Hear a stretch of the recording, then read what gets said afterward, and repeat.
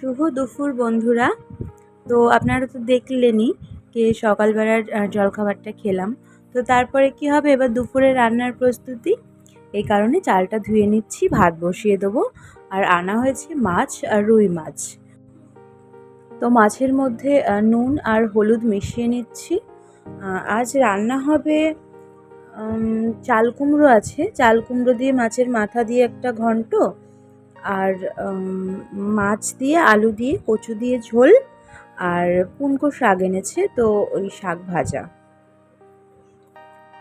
তো মাছগুলো প্রথমে ভেজে নিচ্ছি। তো ভাববেন না যে আমি মাছ ছাড়তে পারি না, হ্যাঁ, মানে আসলে এক হাতে ফোনটা নিয়ে আছি, তো দিয়ে অমনি ছাড়তে গিয়ে হট করে স্লিপ খেয়ে গেছে মাছটা আমার হাত থেকে। এই যে চাল কুমড়োটা ধুয়ে নিচ্ছি। তো শুধু চাল কুমড়ো রান্না করলে না কেমন জানি একটা, মানে কেমন একটা হয়।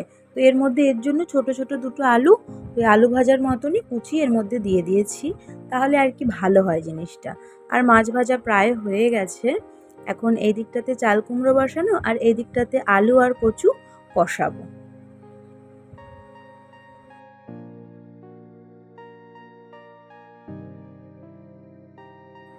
আলু আর কচুটা প্রায় কষানো হয়ে গেছে, এবারে জল দিয়ে দেবো।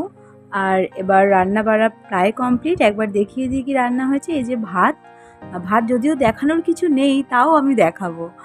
আর এই যে কচু দিয়ে আলু দিয়ে মাছের ঝোল, আর এখানে রয়েছে সেই চাল কুমড়ো আর মাছের মাথা দিয়ে বললাম যেটা, ওইটা। আর করেছিলাম শাক ভাজা।